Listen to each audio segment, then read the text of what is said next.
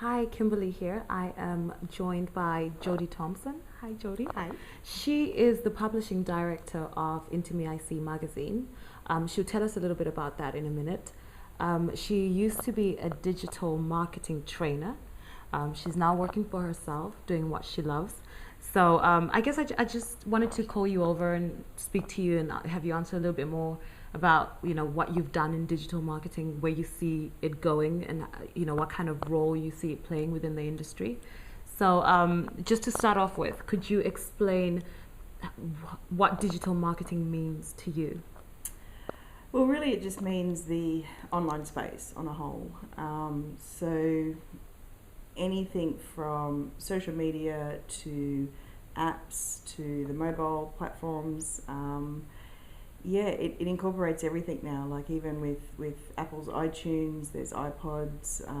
Sorry, not iPods, but the podcasts. Anything that is in the digital format. Okay. And do you feel that companies and brands actually understand how important the digital marketing side has become in today's world? Look, you can't escape it. That's the biggest thing is, particularly with what's happened in the last couple of years. In 2010, Apple launched the iPad, and it has been the biggest selling product ever. There is no other product, even if you think of Twinkies or McDonald's or anything, there's no other product that has ever sold more items than the Apple iPad. And I think that is something that nobody can ignore. I mean, it's now going to be 3 years since they launched. So every major brand, every company, right down to individuals who are actually using this product that is actually quite superfluous. Nobody really needs an iPad because they already have a computer or they already have a mobile phone. But it's just a real telltale sign of where the digital mobile space is going to, and why it is that I guess we're looking, as consumers, we're always looking for entertaining ways to learn, to grow, to have more experiences, to have more fun. So major companies out there are aware of this, and of course they're jumping on the bandwagon, particularly with anything to do with apps or social media. But I'm not sure that huge corporations are really completely tuned into the psychology of marketing, which is where things are changing dramatically every day, just as quickly as technology is. So that's where I feel, with what you bring to the table as well, as being really tuned into that, staying abreast of trends and staying abreast of psychology and even just the consciousness shift on the planet, which gets represented in technology speed as well. That's why it's so important that, from a marketing standpoint, where things are moving to. Okay. And what would you say constitutes a good digital marketing plan? Because, from what I've seen, companies do get into the space. They do get into advertising through apps, through the social media and all that. But are we doing it properly as marketers ourselves? And what do you think, constitute that big change it all, the message that everybody's going to get? I think the biggest thing is, if you look back over, let's say, the last 50 or 60 years, when every single piece of media has evolved. So we've gone from radio to TV to the internet, and every time there's been a new technology evolvement as such, consumer buying habits change. And what has happened in the past, I think, still happens a little bit now. That whole kind of telling you to buy something, it's sort of almost like those ads on TV, I'll throw in the steak knives, go and get it now, go and buy it now. The consciousness of the planet has shifted from being brainwashed into doing things into actually, it's like that people are now more independently in charge of their own values, their own choices, and they make conscious decisions, and they do it when they're inspired by something, which really comes down to a story. If you actually even think about stories right through the ages, if we go back to even say, how did the Bible begin? The Bible was written as stories. It's storytelling as such.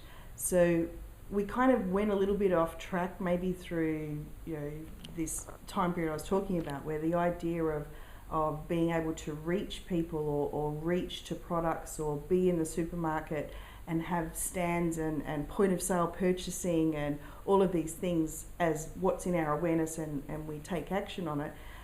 Now we've got a flood of information and a flood of stuff coming at us all the time. If anyone yells at us to do something, or we're not going to. We sort of dig our toes in and say, no, I'll do it when I'm ready, or I'll do it if I'm inspired to. So some of the biggest ads on TV now are actually not ads telling you to go and do something. They're actually telling a story around that brand or that product, and people talk about that story and then they share it virally. It's actually like going back to this old-fashioned word-of-mouth marketing, which is why the digital media space is so amazing now, because people share stuff. They share their apps, they share their Facebook likes, they do all these things to share. It's almost as if a company or a brand tunes into that psychology of letting the people do the work for them with some really savvy interaction with their prime customers or their tribe as such of followers. Things can go around the world quite quickly these days. Well, I totally agree. I actually read one article about this guy that booked a hotel to stay in Vegas. He got there and wanted to check in, and there was a huge queue there, and he had to wait and wait. So he posted on his Twitter that, did you read that? No, I didn't. He posted it on his Twitter that, I booked to stay at this hotel, won't say which one, and I'm having to wait here for ages to check in. And a neighboring hotel actually read that Twitter, and instead of them saying, well, come over to us, there's no queue in our lobby, they just posted, hey, we hope that you have a pleasant stay in Vegas. And that was it. And guess where he booked next time he wanted to go back. So I totally agree with what you're saying. Just to kind of close off, I just wanted you to get into what you're doing and how you're using this form of media to market your business and what you're doing for yourself from what you've learned. Well, I've had the pleasure of being, I guess, a bit of the forefront of some of these shifts and changes over the last 5 or 6 years. And back in 2008 and 2009, I first started teaching people to blog. Instead of just having a website online, it was sort of a little bit in the early social media stages. Facebook hadn't really taken off. People were still using MySpace. And Twitter had just come about as well. So the idea of blogging and connecting with people through Twitter and Facebook and YouTube was still quite new. And it was really effective because people could start to share content or write content and have it be seen and read and spread virally throughout these networks.